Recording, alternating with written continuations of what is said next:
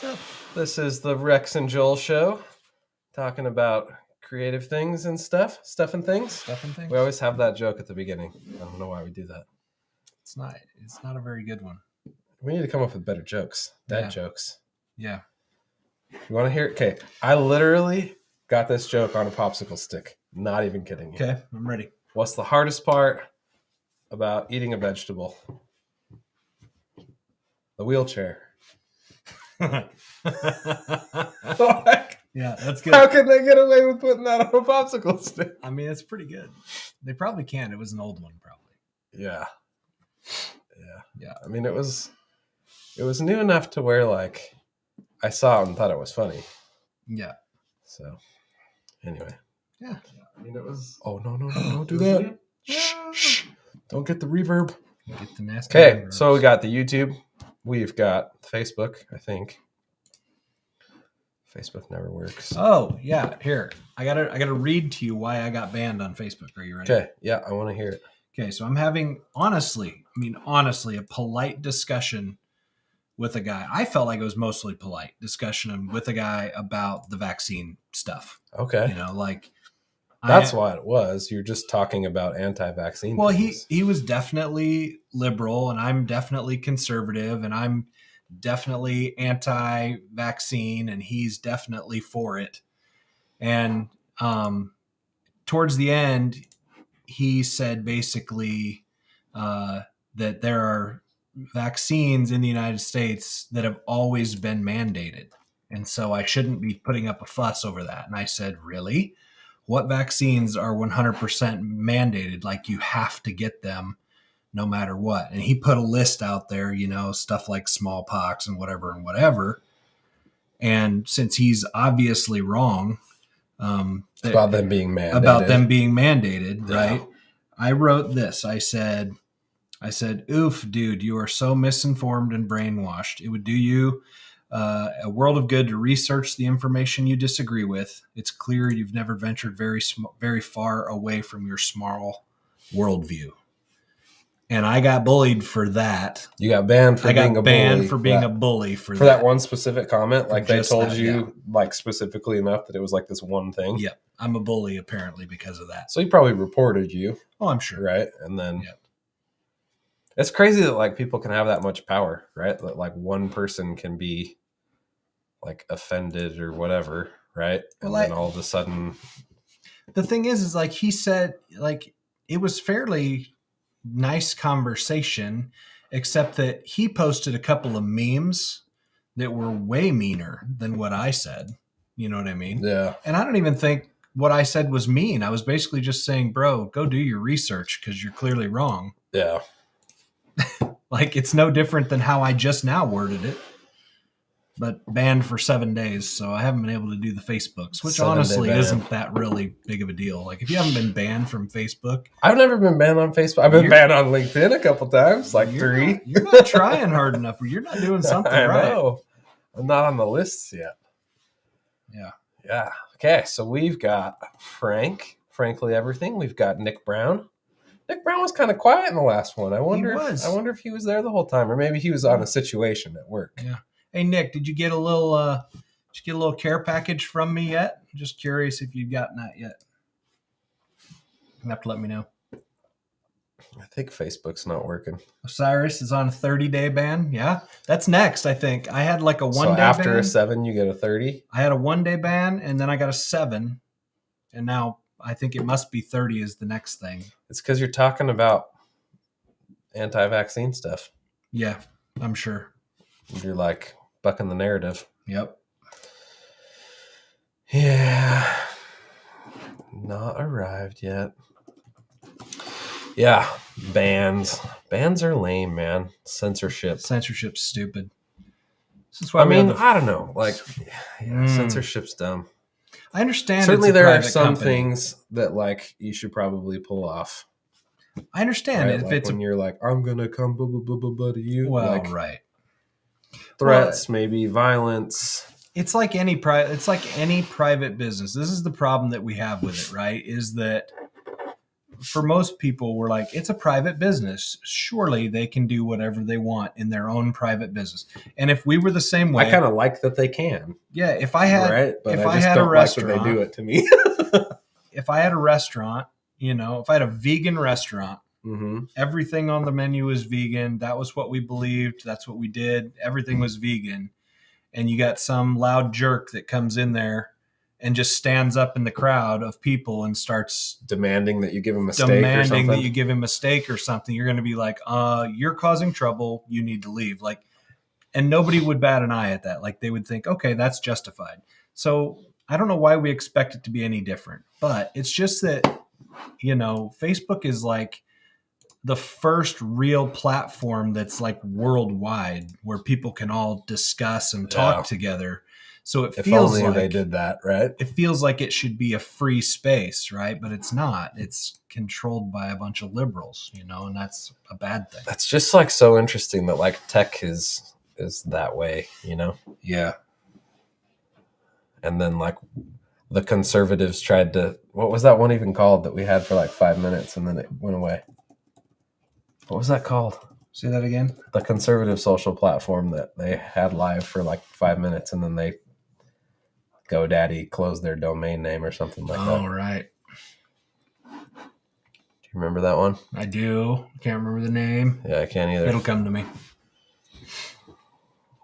One of them's still out there. You know who Dan Bongino? Parler. Yeah, Parler. I don't know if Parler ever came back. I haven't seen it come back. I mean, it could have, I guess, but yeah, I thought it was going to. But anyway, yeah, what are we talking about? I don't know. You got a new lens. I mean, I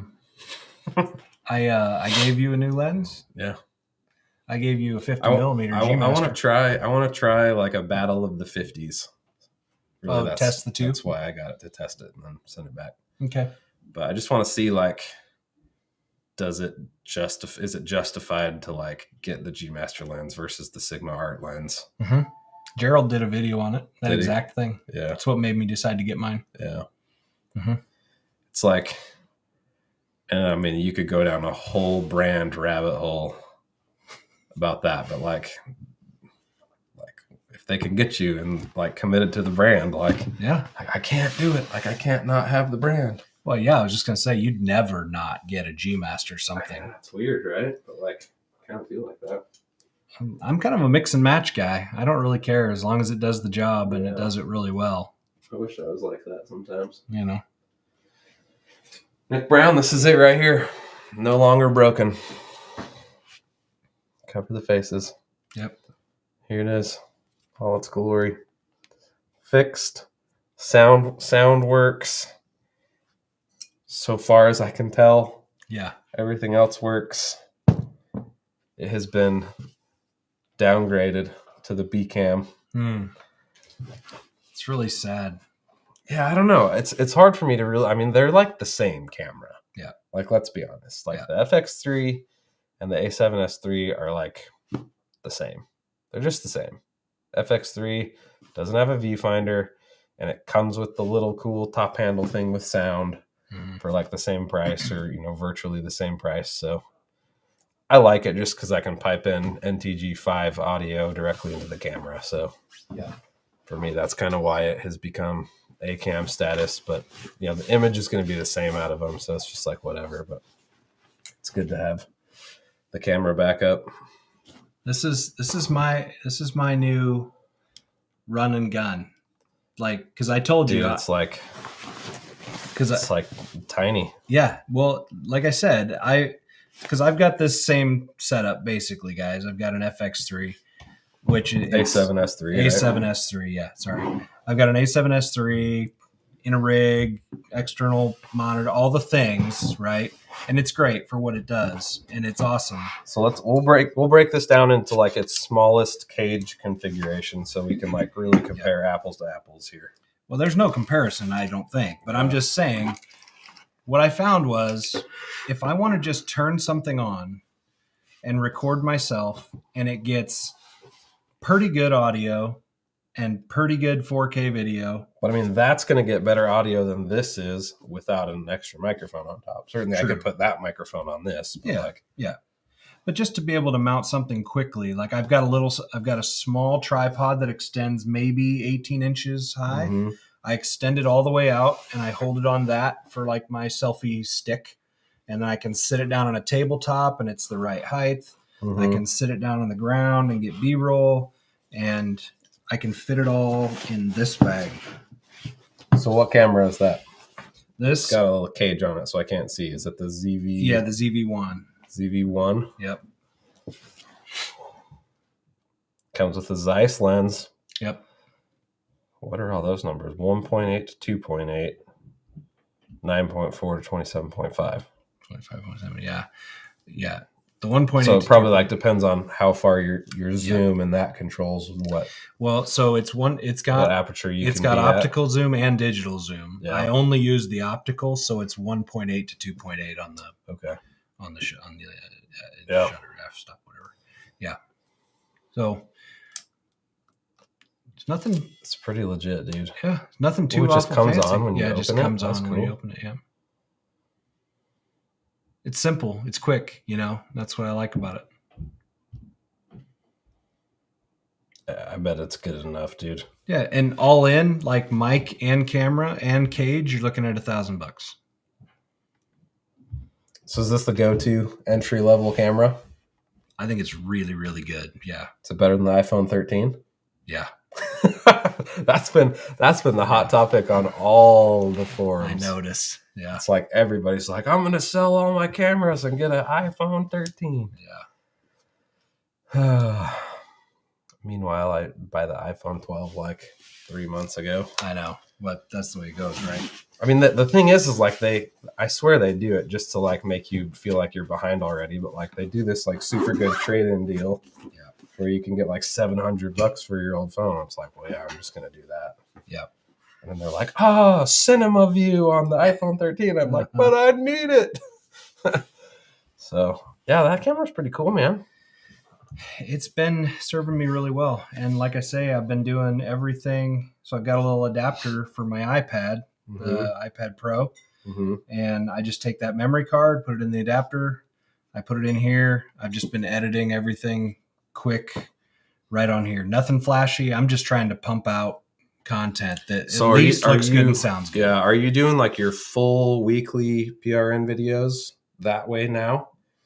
No, I've been doing all of the everyday ready videos on this setup. So if you want to see the difference, you can go look at the everyday ready ones and see the difference. Should go comment. Are you on Everyday Ready channel right now? Yeah, comment from there so people can go see it. I mean, I guess you've already commented a couple times. Yeah. ZV-1. It works. Seems cool. It's obviously. Is there ever an end to like the gear that marketing makes us feel like we need? No, I feel like it's not, man. No. I was watching videos today about the Arri Alexa Mini. Oh yeah, and I was like, I need that. I used to think I wanted a Red, and now I'm like, no, I just got to have the Alexa Mini. Yeah. I mean, Red's like a cooler brand, I think, for some reason. Like they're kind of my style of branding, a little bit rough and bold and guerrilla marketing, and just, I don't know, kind of disruptive and wild, which I really like. But like somebody asked the question today, they're like, if you could choose, and it was kind of funny because they were like Arri or Alexa Mini, which is like, I don't even know how much they cost, $50,000, or a Red Komodo, which is like $6,000. And like everybody was like Alexa Mini, but like you can't compare the, a really good Arri Alexa style camera to the cheapest Red. You have to compare it to the new Red Raptor or whatever, and then the results might have been different. But I mean, you're doing more actual video work for clients than I am at this point. Yeah. But even still, do you think you need a nicer Red? Like, what would that give you that you can't do? At this point, I certainly don't need it. Yeah. I think I at least I imagine that you get to a certain point where you're doing $100,000 single video shoots or $200,000 single video shoots. And I don't think you show up to that kind of shoot with a FX3. I think the FX3 is probably capable of like doing pretty good in that scenario, but I just don't think that that's like acceptable in the professional cinematography world. You know, so I don't know. I think there's something to be said about like showing up to a shoot and like having, you know, I mean, we talk about it all the time, right? Like, can you show up to shoot and shoot it on your iPhone, or are they going to like fire you? Well, like, I think they expect you as a filmmaker to not show up with the same equipment that they've got in their pocket. Right. Whether or not you can create a super baller video with your iPhone, which I mean, the tools now anymore, like you can make pretty good videos with your iPhone. Yeah. I've kind of gone similar to you, like for my own content. It's like, I'm too busy to sit there and set this up, get it just right, take a video, set it up again, take a video, multiple shots, multiple angles, you know, for a little TikTok video or something. So I've been doing the same thing. Like I don't know where it's at right now. Just this like little tiny Manfrotto, that thing. Yep, I see it. You see it, but they can't see it. It's just like this little tiny Manfrotto tripod. Folds up tiny little adapter for the phone, and I just like slap it on the desk, plop the phone in selfie mode, get like kind of fun and cozy, and just like talk to the camera and like edit it in TikTok and hit post and like done. Yep. Which is like funny. It's funny to have like all of this and then to do that. Yep. But certainly all of this helps, you know, because I just flick on the key light, I flick on all the lights, and then it's like no matter where I'm at in the studio, like the shot looks good. So, yep. And obviously, for a guy just doing a YouTube channel like me, and I've got, you know, not quite the same quality of light, but I have a very similar good lights. I've got good lights too, and I've got a really nice camera set up and all that, nice tripod. I've got all the works as well. But I think something just clicked for me after being down in Texas with Eric Cortina. And, you know, he's got a vibrant, growing YouTube channel that's probably twice the subscribers that I've got. And he uses very minimal, cheap gear, you know. And he's got nicer gear, though. He's got nicer gear too. But it's kind of like us, right? It's like, yeah, but he came to the realization. Kind of go for quality or quantity. Yeah, and so there's an acceptable quality, right? That's where you draw the line. Like for you, you're not going to go like this hurts. This hurts. It does. This hurts a guy like you. Yeah. But you know, for me, I'm like, okay, there's an acceptable quality. The ZV-1 is the lowest possible quality that I will accept. I'm not going to shoot an entire video on my cell phone. I'm just not going to do it. It's just not good enough for my psyche. I just can't handle it, right? Yeah. But the ZV-1 is right at that line. I'm like, I can still get quality 4K. I've still got the Sony picture profiles. It still interfaces with all the things that that I do, color correction and whatever. And it's like easy enough that it's not encumbering. It's easy. It's fast. It's just so fast. Yeah. So the biggest problem I've encountered with my TikTok workflow, it sounds so terrible to like have all of the professional tools and then be like, I'm just going to edit this video on TikTok. Yep. But like because a lot of times like I'll cut together all of the video first and then I'll drop the song in, right? But like one of the things that I've always been like pretty key on is like cutting to the music, right? There's a beat, you know, you do a cut at the beat and a cut at the beat. And then like for TikTok, it's consumed so quickly that like people just don't care as much. But like it's just so hard, just like cut and then music. Yeah. And like you can't do very precise cuts, and it's maybe I just haven't edited enough videos in there, but it just seems like it's clunky enough that it's kind of hard to get it just the way I want it. Yeah. But man, it's just nice to be able to just shoot a little clip, import it, shoot a little clip, import it, shoot a little clip, import it, edit it, push play. Yep.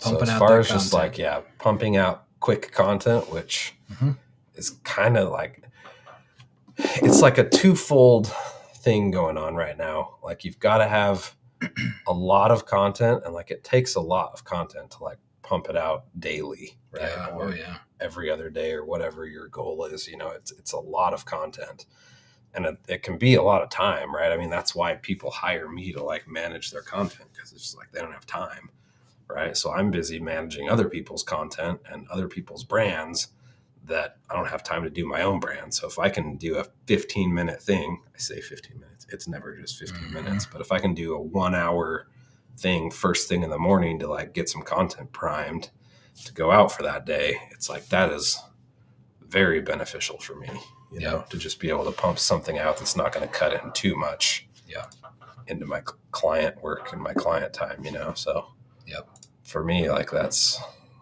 pretty prime. Yeah. I wonder if Facebook's working. I would say you should go check it to see if it's working, but can't. Banned. I don't think it is. Whatever. What else were we going to talk about? Oh, we're going to talk about what's his face that we both don't like, but we did like. Yeah. I mean, I don't know that I want to like name him by name, but like we could just kind of talk about what he changed, how he. Yeah, people that kind of changed. So there was a filmmaker who shall go unnamed, because we still like him. Yeah. Like, it's not like he like fundamentally changed, but just like I'm less interested in the content that he's making. Yep. So my question is that because we are different? And I would probably say some of it is that. And I think some of it is he is different, right? So when I first kind of, okay, whatever, we'll just talk about him. Peter Lindgren, he's from Sweden. Yeah. He still makes really good content. Sweden. And he like, I like him a lot. Like, I do. He's fun, I still really like his personality and stuff, but I'm just like less interested in what he's doing now. Yeah. But when I first started watching what he was doing a lot of tutorials, and he was doing B-roll breakdowns, and he was talking about gear. And I was just kind of in that phase of my progression into filmmaking that's like what I was consuming, right? Like I was learning about some of the strategies and tactics. I was learning about gear. I was in the process of like accumulating my camera kit. So like that, like I was in his audience, right? And then it seems like he has pivoted more into kind of Casey Neistat style, just like vlogging and talking about what he's up to. And I don't know. Just like less interested for some reason. I would say the same thing. And also, so he actually sells a course. And you remember seeing his poker B-roll video that he did. And that's kind of what blew up and really got him a ton of subscribers on his channel and all that kind of stuff. So Peter actually sells a course. I want to say it's like $75, and he sends you all of his like raw clips, and then he walks you through how to edit it the exact way that he edits that video. That would be pretty valuable. I feel like for $75. Like, I bought that, cool. and I went through it, and my video at the end surely was not as polished and quality as his. Now, was that just because like he left out some steps that he did, or you just kind of skipped some stuff? I think I didn't put enough. You know me. I'm like I get the gist. I get the gist. I'm done. Right. Yeah. So I didn't put like the full time and effort into it to make it exactly right. And and the clips that he sent were not color graded. Like they're basically the raw clips, right? And then he didn't show you how to color grade it. He showed it a little bit. Yeah. He showed it a little bit, but you know, he's not going to give all of his secrets away. It's really because it was really more about the editing. Like where do I cut it? I zoom in this way. I shift this way. I speed ramp. I mask these. I do this. This is how I got it to look the way I got it to look. And so my story, I guess, is now that I did that, and I haven't seen him up his game at all since that, I'm almost like, well, now I can do what you can do, buddy. I mean, I don't practice it. He's obviously way better. Yeah. All the things. But in my mind, I'm like, it's like I got what I needed from your content. Yeah. So now it's just less interesting to me. Yeah. I haven't watched him in months now because of that. I don't even have any idea what he's up to. And I don't know. Yeah, I'm kind of the same. I don't know why I'm just spending less time on YouTube anymore. You know, I'm just busy with other things now, but I don't know, man. It's really weird. Yeah, I think it's just gotten to a place where I'm not finding the right people or whatever that really entertain me and train me at the level that I'm at. Yeah, exactly. I mean, that's what it comes down to sometimes. It's like, what are you actually looking for in your content consumption, right? Are you just kind of looking to waste some time as you scroll, or are you like actively seeking knowledge, or are you looking to get into a new industry? I mean, people are dynamic, right? And their interests change. And I mean, I used to be all out, full into precision rifle. It's all I cared about hobby wise, right? Like everything I did, I was buying and selling and horse trading guns and scopes and ammo and different calibers and all of this stuff, right? And like now that I'm full blown into filmmaking and camera stuff, it's like certainly I still enjoy precision rifle, but it's like if you were like, hey, got an open Saturday, next Saturday, you want to go shoot a match? Or do you want to like go downtown Columbia and like try to make a short film? I'd be like, short film. Yeah.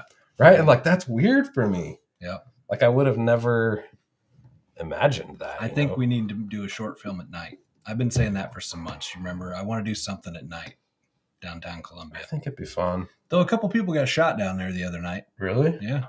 So like by the cops or like just just hood rats? Random hood rats probably, but like downtown Columbia at night, we might have to go healed.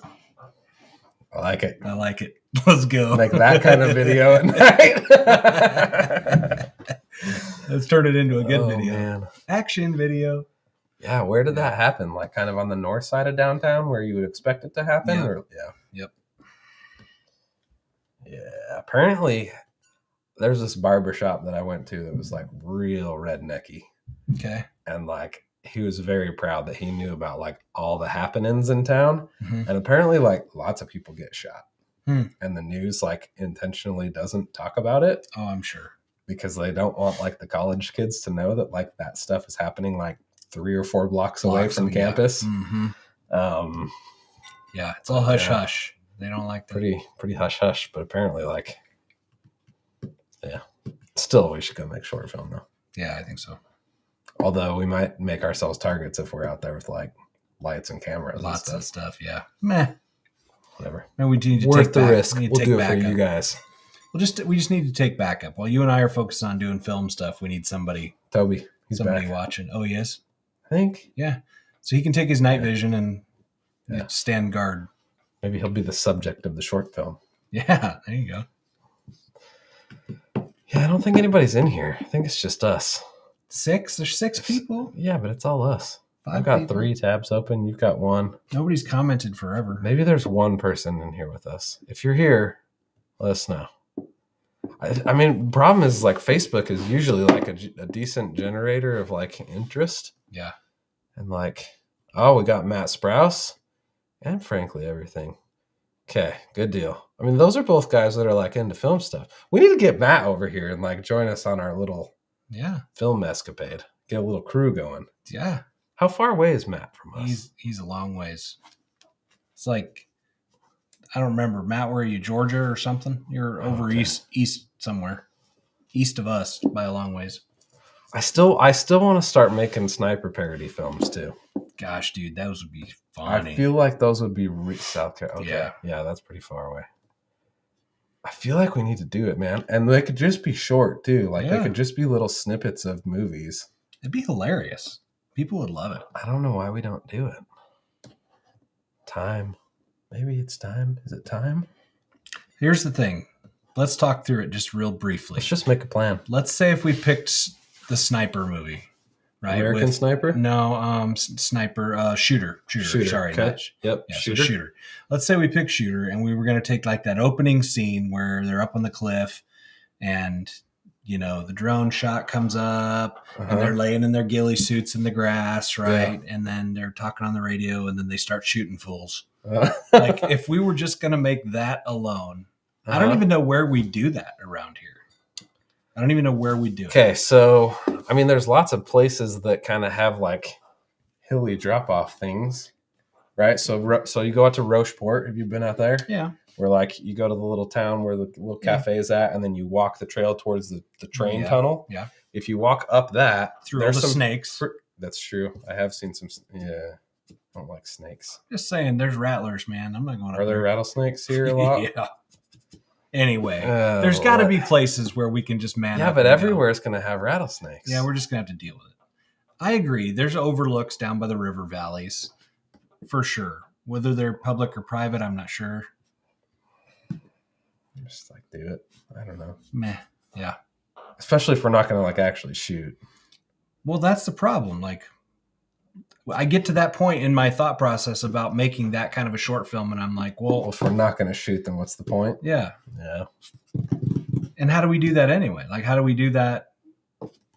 Like, yeah, how do we do that without doing CG or maybe we just do CG? I mean, motion. We can learn. Ugh, I bet we've got assets to drone shots and helicopters and stuff that we could just.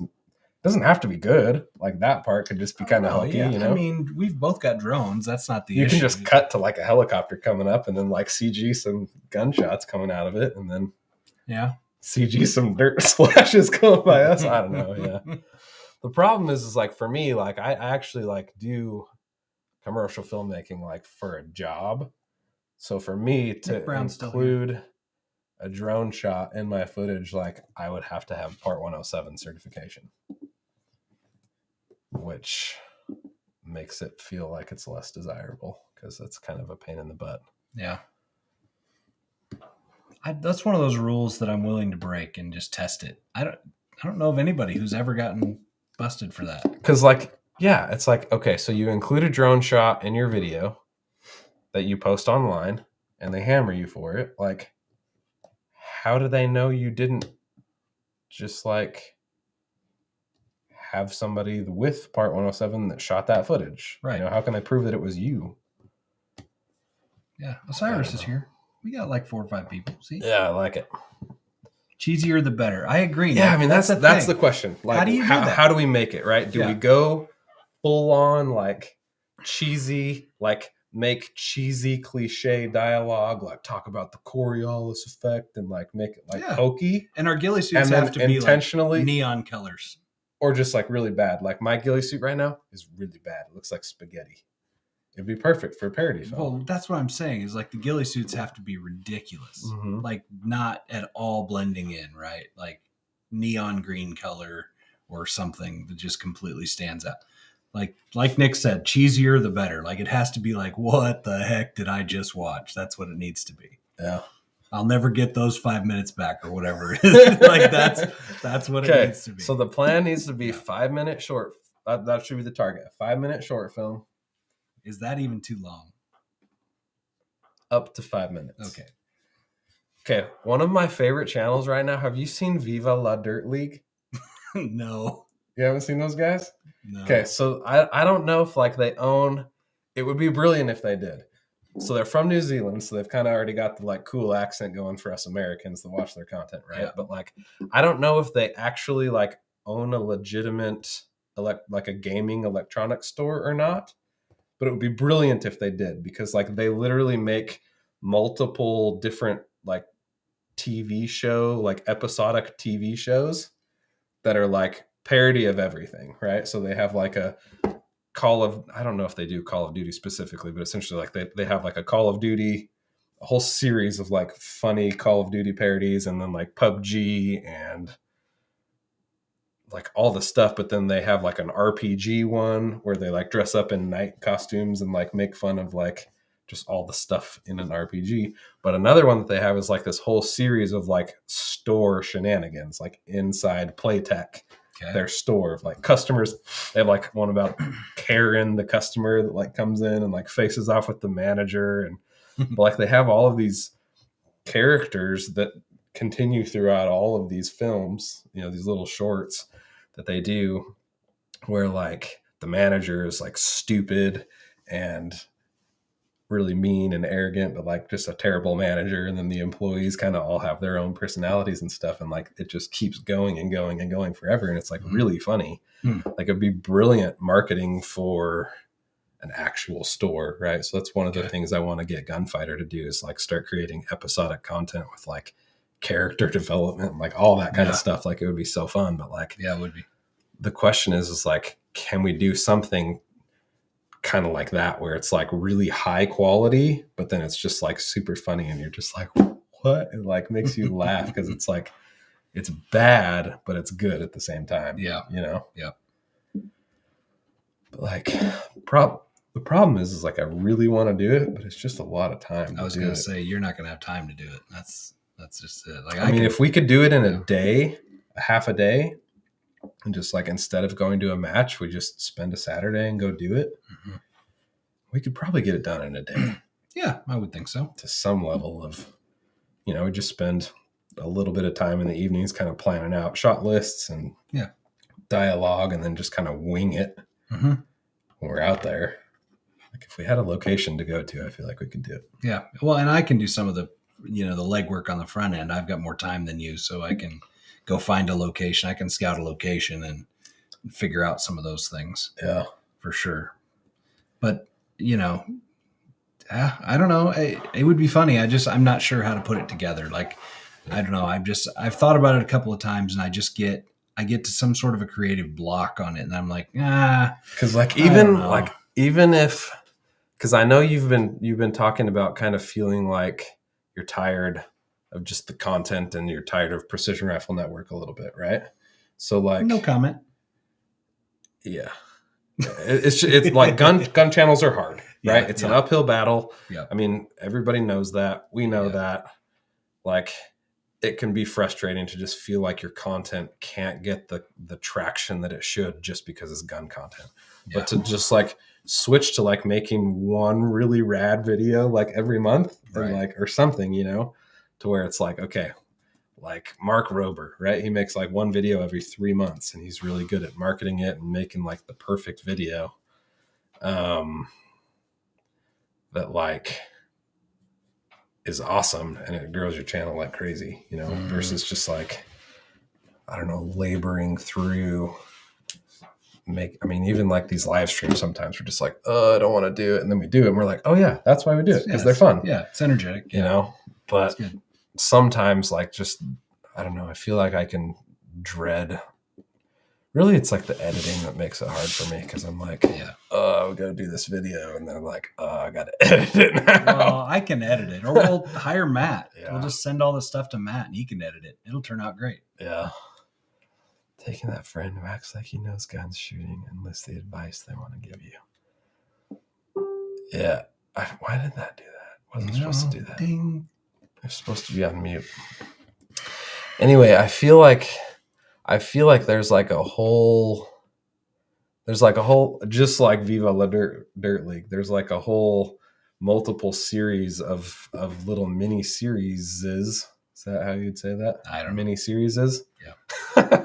That we could do on Precision Rifle Network that were still related to what we do, but like just totally drastically different than what anyone else does. Yeah. Right? Like sniper parody series where we just like knock off scenes from sniper movies. Yeah. That'd be fun. And then we could, like what Frank's talking about, like gun range shenanigans, things that happen at the gun range. Oh yeah. Right? And then you could have like gun counter shenanigans as like another one. Like this is like, call it the gun counter series or whatever. And just like, a dude walks into the gun store and well, I need to get this pistol. And you're like, do you though? They know me pretty well over at Black Rifle. It would not be a stretch at all for us to be able to go over there and use an actual gun store with the gun counter. Like when they're closed or something? Well, even just while they're open. They're not that busy. Okay. Yeah, so they'd let me do it, I'm pretty sure. Yeah. That'd be hilarious. I feel like we could even pitch it. We could probably even make money off of that. We do it under their brand. Make it for them. Yeah. But it's like us making it. Yeah. And like do a Viva La Dirt League for Black Rifle. Yeah, maybe. I mean, it's basically CMMG. CMMG owns that shop. So I know the marketing dude, the local marketing dude. Yeah. They were getting reamed hard. Do you know John Bartolo? Have we talked about him? I recognize the name. I don't know him personally, but I see a lot of his stuff on LinkedIn. I really like kind of what he does, I guess, on LinkedIn, but essentially like he's not really like connected. He has a podcast, and I don't know if that's the only thing he does or if he does marketing consulting or what else he does, but he's constantly just like calling out everybody in the firearms industry, like harshly. Okay. Just like telling it like it is. So apparently like CMMG showed up kind of last minute, haphazardly, like put together some event with like a bunch of MMA fighters and stuff, and then like didn't talk about it or publicize it or anything. Didn't bring hats or merch, and like they had this opportunity to get their brand in front of like some big name MMA people and like kind of grow the influence of their own brand, kind of using these MMA fighters and stuff, and they just like totally botched it, right? So he posts on LinkedIn, like he tags the guys from CMMG because CMMG, like they hire a like marketing firm or something. Yeah, Chevalier. Yep. And there's a couple guys that run that. Yep. And then the guy that I know works for those people. Okay. So John Bartolo tags the Chevalier guys and CMMG in his post. And it's like, gee, what a shame that CMMG botched this opportunity and didn't even bring hats for Dana. Is it Dana White? Yeah. For Dana White, who was at this event and like didn't bring enough ammo and just like reamed him. Wow. I was just like, oh, super baller. That's harsh. But just not making any friends there, is he? But like, he just calls out the industry, and like, I don't know, I think potentially like he can help us become aware that like we're kind of like, as an industry, a little bit stagnant, Dude, like, yeah. Nobody's really doing TikTok. And well, I can't tell you how many times I've been promised things in this industry and been just flat lied to. Yeah. Oh yeah, we'll absolutely do that. Email after email. This is going to happen. This is when it's going to happen. We'll send you this. You get to keep that. You get paid this. You get whatever. Just flat out lied to or ghosted or doesn't happen for whatever lame reason. What kind of crap is that? It just makes a guy kind of, at some point, I'm just like, you know what? I'm just kind of done. I'm going to start Everyday Ready and just like. It's kind of done. Yeah. At least done in the sense of trying to make a business out of it. I'll keep doing it for fun just because I enjoy the people.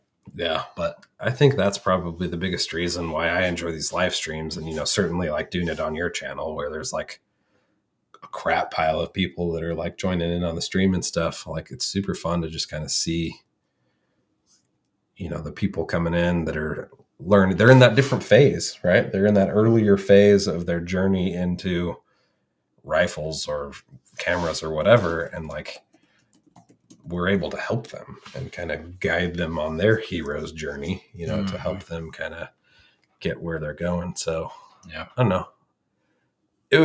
Seems like it would just be pretty fun to just like totally like abandon, or maybe even just keep doing the other stuff too, because people have come to expect that, but then just like drop something on them that's just like totally different. They're just like, what? Mm-hmm. It could also flop. Do you remember seeing the old holiday videos that I did a few years ago with Brian Allen? I feel like I did. Yeah. He's got this like Hollywood level old man mask. Yeah. Like he puts it on, gets in the whole outfit. Uh-huh. Like I did remember. He's legit fooled people at matches with that. Like he'll come into the matches, he'll start yelling at people. I just live over here, and y'all are making so much dang noise, and blah blah blah blah. And people are like apologizing and trying to calm this guy down. It's just Brian Allen running around in this old man mask, right? So he had this idea. He's like, let's do the old holiday series on PRN. Be completely different. It'll just be straight comedy, just acting stuff out. And we did a few of those videos and they just completely bombed. So when you say completely bombed, what do you mean by that? Just didn't get views from YouTube, or like people commented and said this is stupid, or what? I mean, a little bit of both. Yeah. Really? Like couple, I mean, not that many comments, but just way fewer video views than what my typical, videos were getting. But you got to understand, like, that could be so many different things though, I think it's mainly demographic, right? So my demographic is like 25 to 55 year olds. And those types of guys that I've talked to, they come to YouTube to learn something. They're Googling how to reload 6.5 Creedmoor, and they're watching a video, right? Mm-hmm. And then they're gone until they want to learn something else. Yeah. That's what they're there for. They're not there Googling. They're using YouTube as their Google. Yeah. YouTube is Google. So they're Googling it, and it's showing them a YouTube video, and they're clicking it. Yeah, exactly. So they're not there to be entertained by some old man for 3.5-minute video on PRN. You know what I mean? So it just doesn't fit. Yeah. Right. So some of that is just not, it's just not right for the audience. And so that's my fear a little bit with like even the sniper parody stuff. Although I think consistency wins out on that, like initially we did our first couple of live streams. People were like, what the heck is this they're doing now? And probably didn't like it. And we only had 15 people on or something the first few times.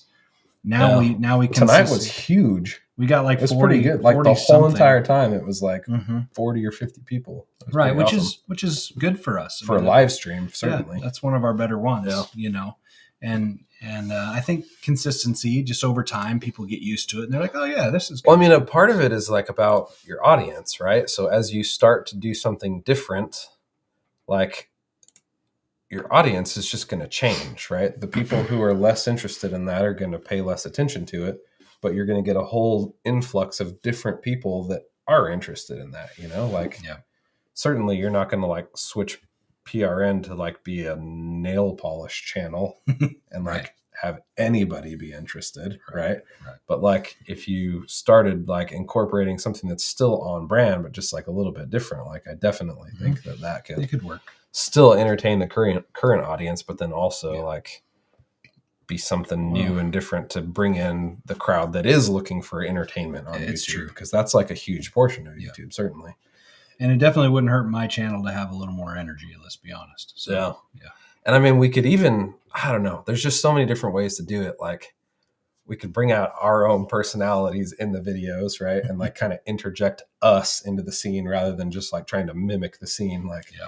And kind of bring in some of the industry humor, like got a guy coming in his Jeep, whatever, 35 miles an hour, hold left edge and send it, or whatever, just some of that kind of stuff to where it's like you're not like totally parodying, you're parodying the scene, but still like making it PRS-y or, whatever.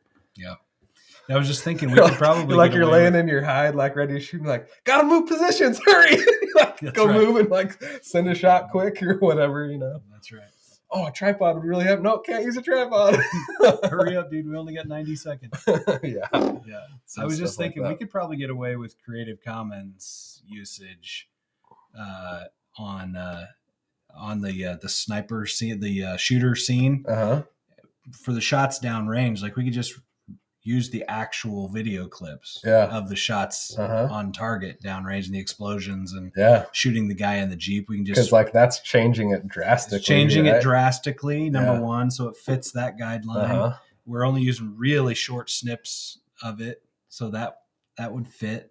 I think we could get away with that probably using the actual footage. You willing to risk it?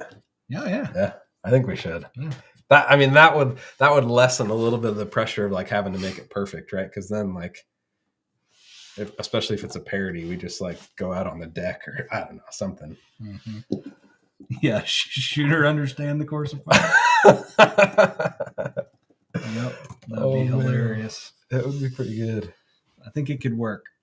We're gonna have to just try to figure it out. Maybe I'll give some more thought to that so you don't have to do it so much, and then you can just interject your knowledge in there, and we can just try it one of these days. I'll save you some time if I can. But I mean, we could have 4 cameras rolling all at the same time. So like getting multicam shots of whatever we're doing would be easy. Yep. And then like we could just like, it doesn't even matter if the camera is in the shot, right? It's just like that's part of it. Like mask it out really bad or something. That's right. I don't know. Yeah, we could. It's just like it's like mockumentary style, where you're like intentionally kind of bringing the viewer into the edit, where you're like zooming on purpose and like, I don't know. Some of the stuff that Viva La Dirt League does is like that, where they like cut out to like little interviews of like the people. And I don't know. We could probably like really literally, since it's literally just laying down in a bunch of grass And when we shoot to the downrange scenes, we're going to use the actual clips. We could probably just do it out at my house in the field. And we could just blur out the background completely, or we could put up a green screen right behind us and just green screen it. We could probably do that. Yeah. It'd be easy. That'd be funny. And we wouldn't have to go out anywhere. It'd just be in my backyard. We could start that way, right? And like if it went well and like people liked it, we could certainly like, I don't know. In my opinion, it seems like if we started doing that kind of stuff, that YouTube channel, I'm not saying that we should just do it on a new YouTube channel, but it seems like if we started a new YouTube channel just doing that type of video, that channel could grow to a point where that was a full-time YouTube job. Yeah. Just like some of the really, really big YouTube channels.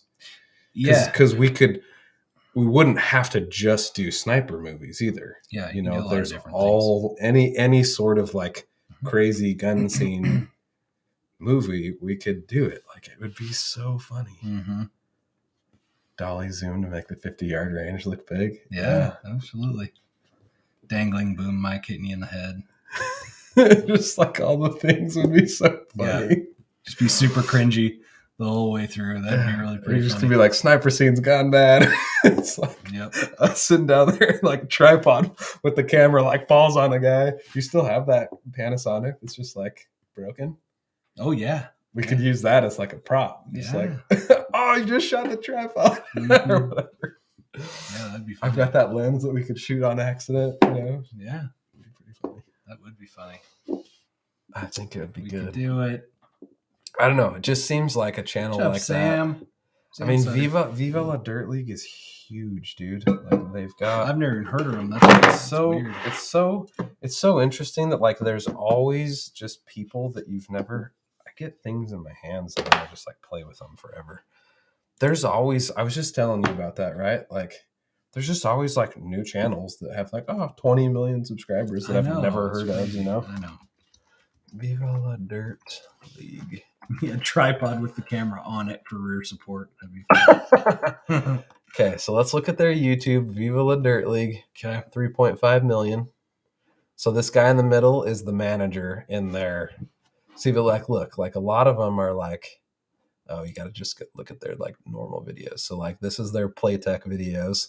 He's like the black shirt manager and all the employees have red shirts. And It's like this battle against the red shirts versus the black shirt. And it's like hilarious. Okay. But then, and like this guy's the shipping guy and he's like super dumb. And he's always like, oh, I took the deliveries and put them in the trash can, and just like stuff like that. And then they do Dungeons and Dragons. I mean, it's a gaming channel, so a lot of it is gaming related, but like, dude, it's really good. Like we could totally mimic their style, but with gun range stuff, gun counter stuff, and gun movie stuff. And it was just good. It'd be really good. I'm just not, this is my problem with that is like, it would be such a stretch for me to just be silly. But you wouldn't have to. Cause like, funny. Cause like you have a character.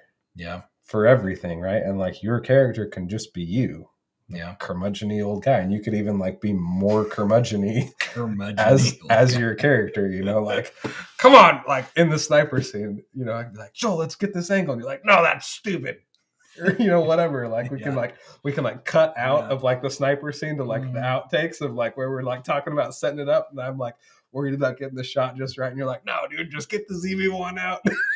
Just like we could interject some of the filmmaking stuff into it too. Mm-hmm. I'm looking on their Facebook to see how huge their Facebook is too. I originally found them on Facebook, so they've got 4.5 million page followers on Facebook. These guys are making bank.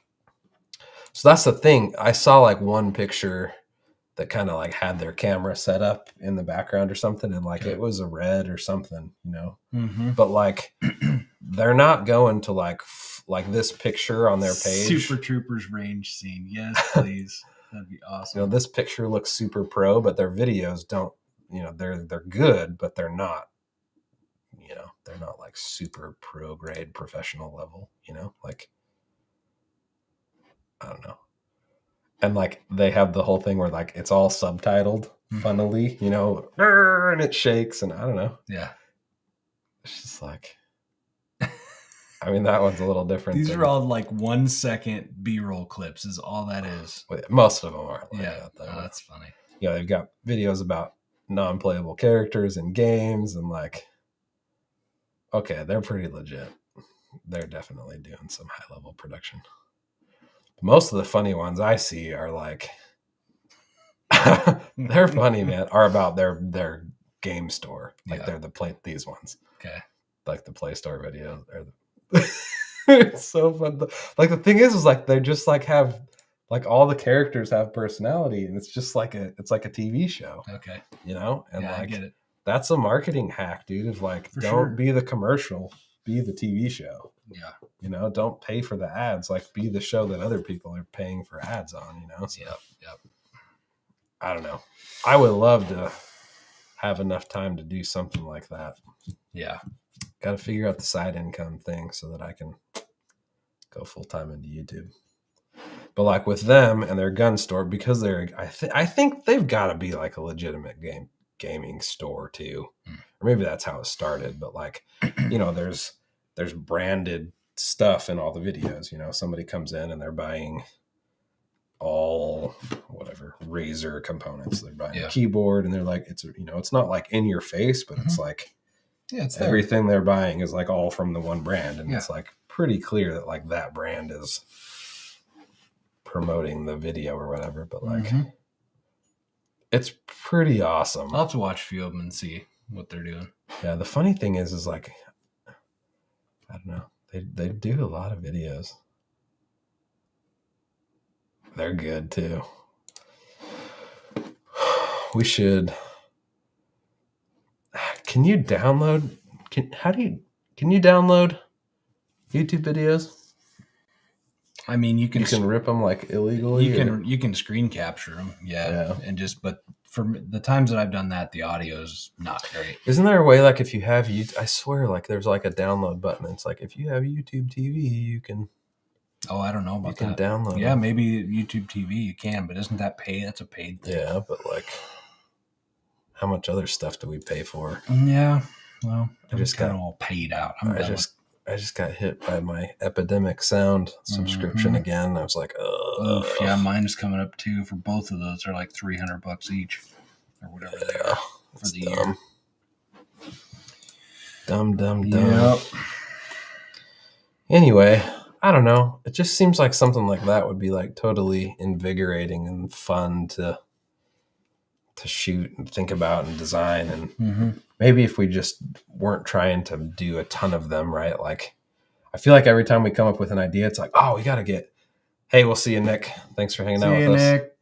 I feel like we're always like, oh, we got to have like a series and blah, blah. But if it was just like, let's just start with one. And if it takes us 3 months to get it done, like whatever, you know, just like plan it and then plan a time to go shoot it and like just do the first one. Yep. See how it goes. And if we liked it and enjoyed it, then we'll do another one. And if we were like, nah, that was dumb. Yeah. Just don't do it again. Yeah.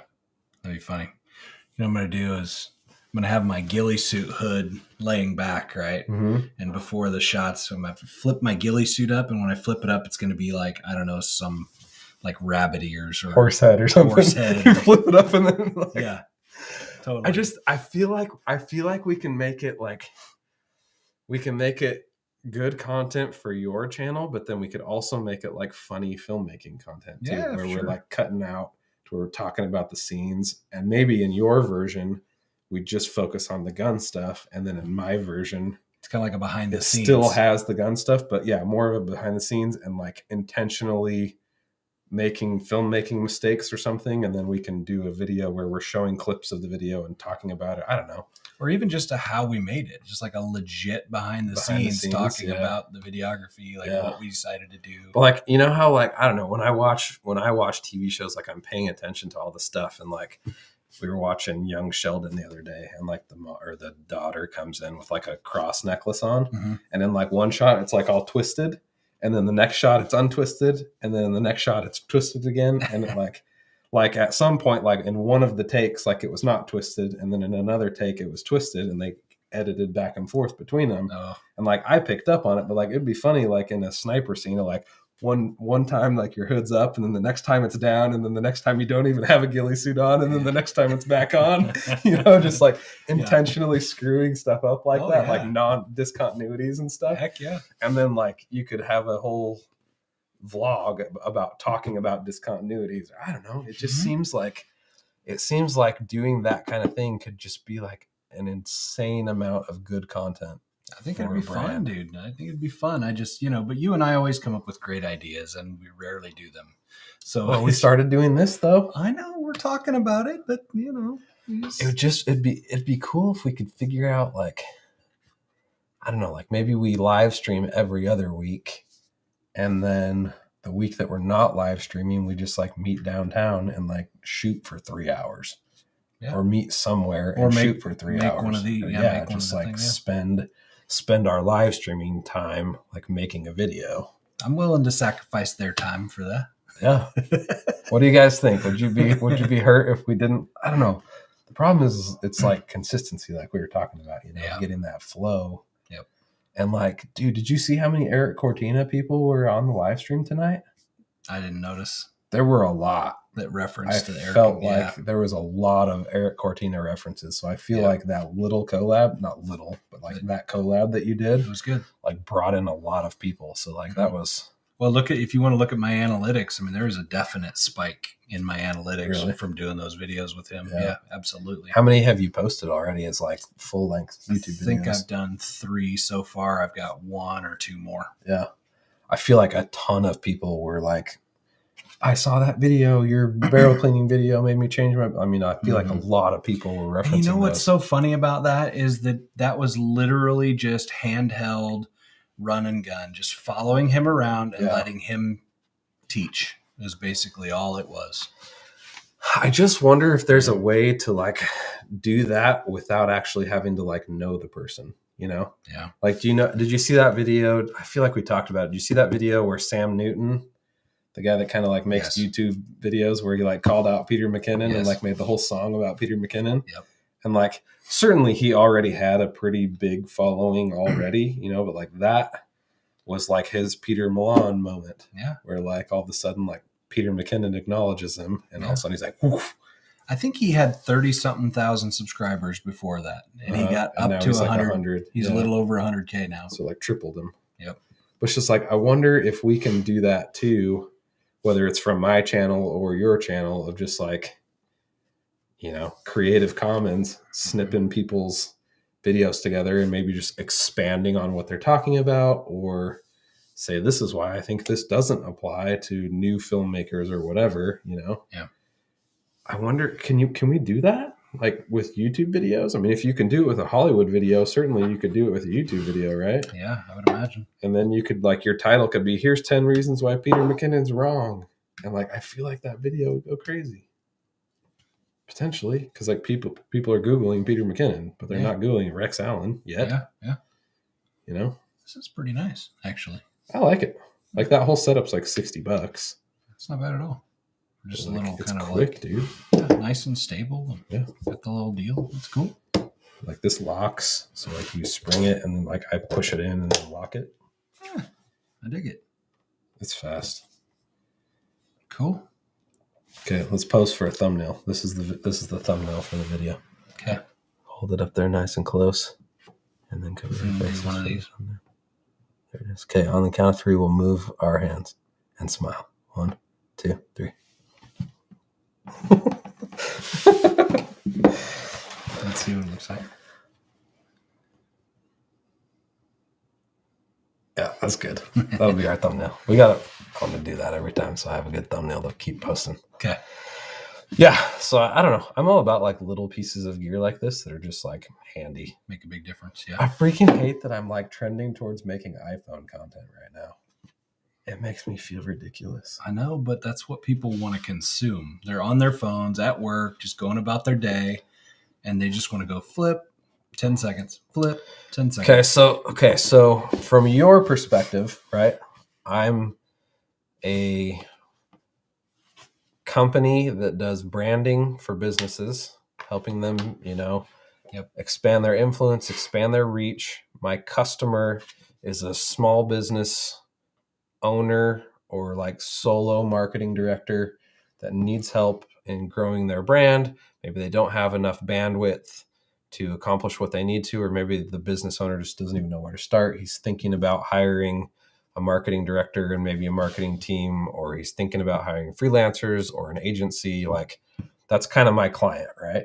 So when that client sees my content, do you think it needs to look more professional because I'm a professional video strategist?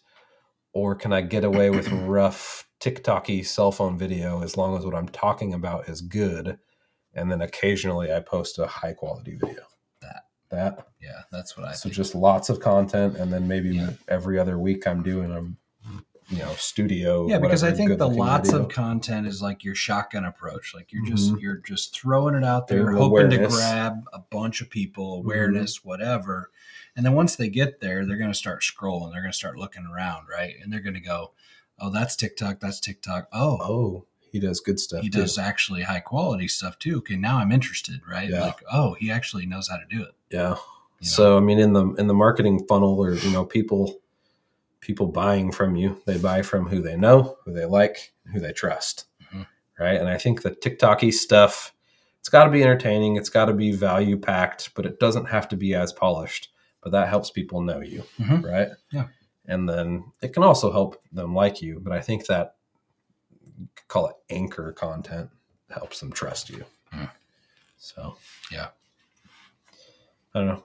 It's been good just because I can like make content quickly and then just like post it and be done with it. But it's like at the end of the day, like good content wins, which is both good and bad.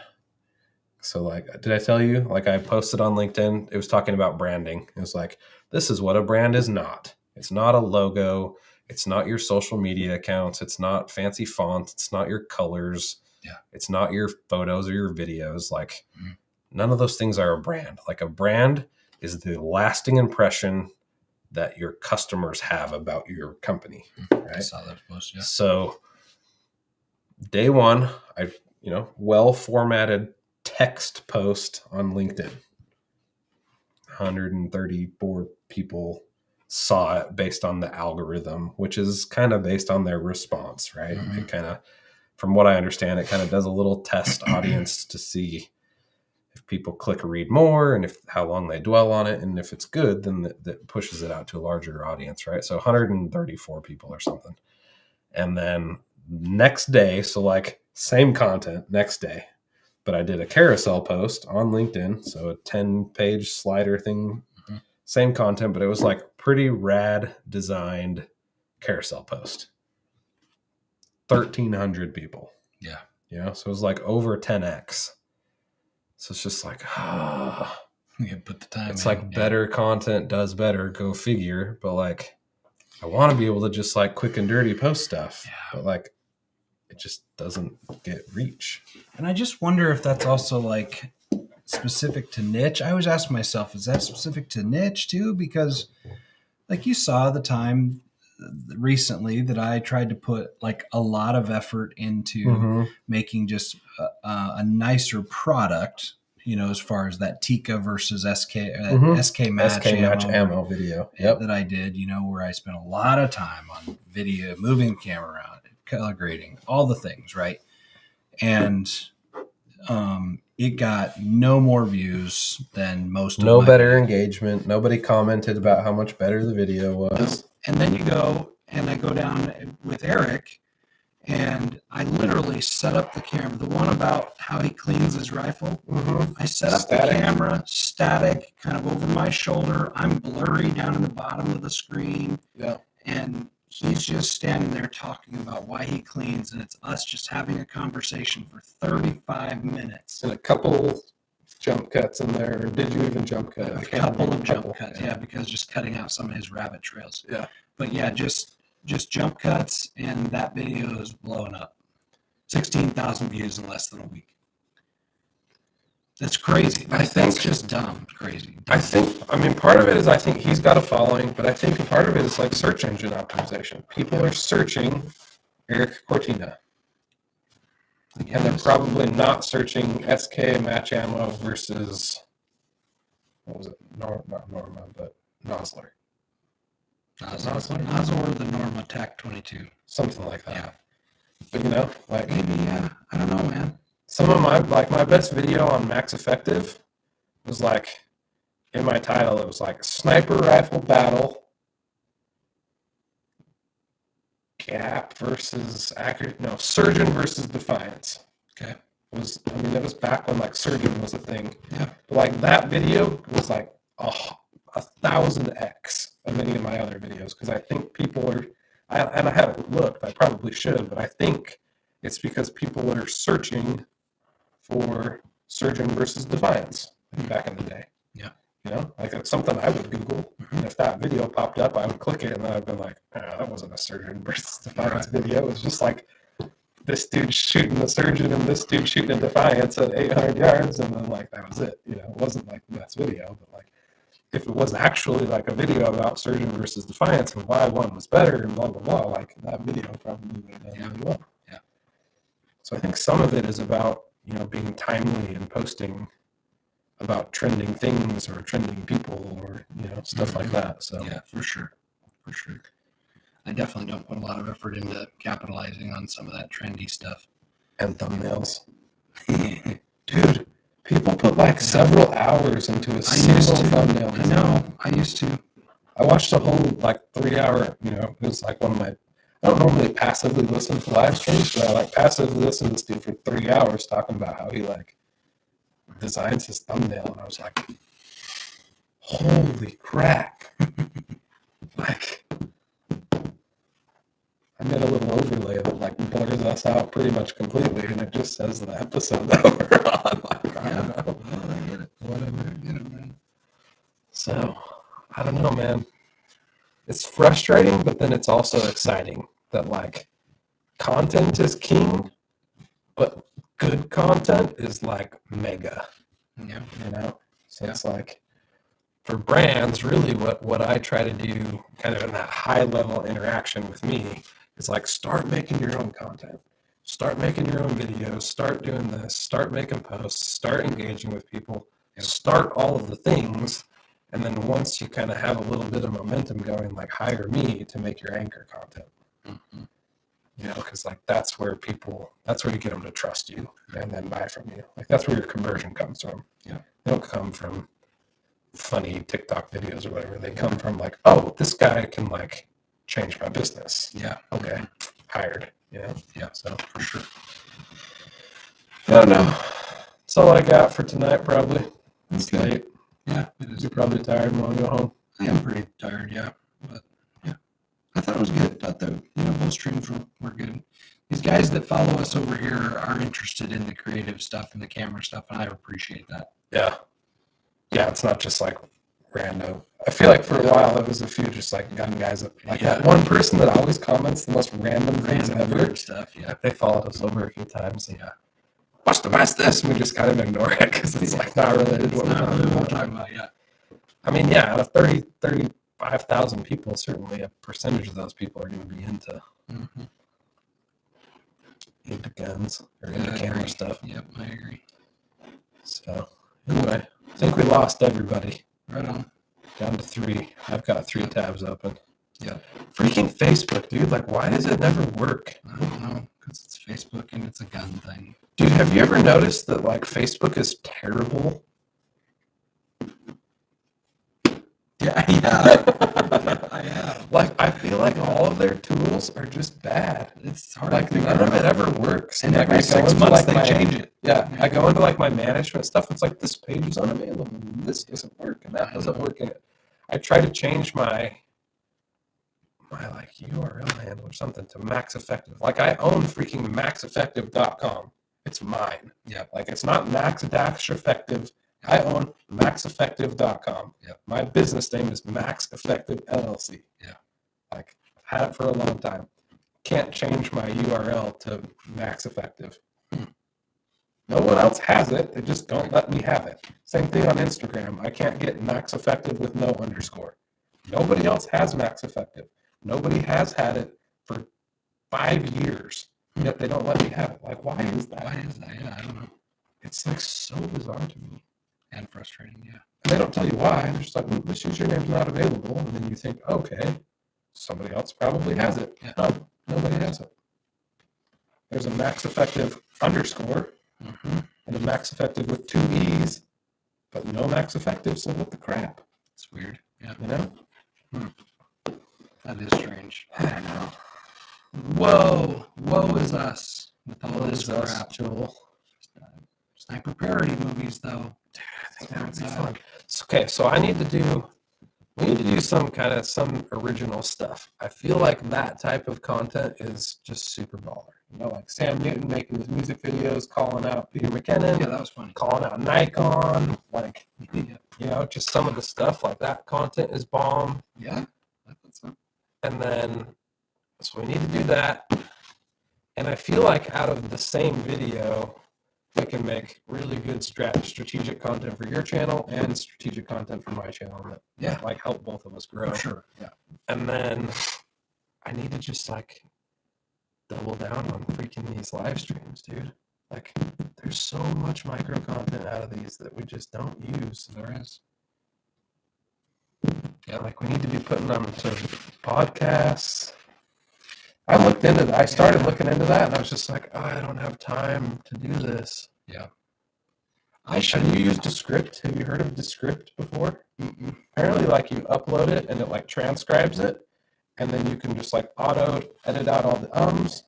You can you can read it, and you can highlight a certain section and say export to clip, and it'll take that chunk of video from the text that you highlighted and make a clip out of it that you can download. That's crazy. So like it seems like that would be like a really fast way to just get, 30, 60-second videos because you can just quickly scan through everything that we talked about. Yeah. And since we were the ones that talked about it, like we know kind of what to look for. Highlight, pull it out, clip it. Yeah. What I need to do is utilize that more on it because a couple of times I grabbed some short clips, there for a while and put them up on PRN and my people freaked out. They hated it. But what I could do is put that kind of stuff on the Facebook page or that kind of stuff to on drive the Instagram. Yeah, to drive traffic to the YouTube. Yeah. And the problem is, it's like all the platforms don't like driving traffic to other platforms. I know. They want to keep people on their platform, but it seems like if you just had like didn't type out YouTube and just maybe had YouTube logo in your video or something, and you're like, hey, come find me there, and you point to like the logo, right. Or I don't know, something. Might work better. I don't know, but like. Yeah, just figuring out ways to like drive people to where you want them to go. Like for you, fortunately, it's easy because like you want them to go to your YouTube channel. Yeah. But you can find out where I want people to go. I don't have a funnel built out. I don't have like one thing I'm trying to do. Like my websites aren't ready for prime time. Right. So it's just like freaking I know. But we'll get it, dude. We'll get there. Yeah, it's just like finding the time to do it for me is the hard part because it's like I feel so guilty. Like choosing to not do paid client work throughout the day to like focus on my own crap. But like I know that I have to do both. It's just like this. Yeah, sucks. So yeah. All right, shutting the stream down. Thanks, guys. Thank you guys for being with us. Appreciate it. Since nobody's here, I think nobody's here, and I think nobody's gonna make it to this point of the video rewatching it ever again. They may not. If you do, if you make it to this point right now, I'll give you $20. Leave a comment. Leave a comment, find how to contact me, and tell me. Gotta give them a code. Warrior. Warrior is the code name. Because there's a warrior poster right there. Figure out how to contact me, send me a warrior, and I'll give you $20 for making it into the end of the live stream. Hour and 20 minutes. Dang, nice. I'm going to go create a fake profile and give me $20. You don't get $20. Oh, dang it. All right, guys. Appreciate it. See ya.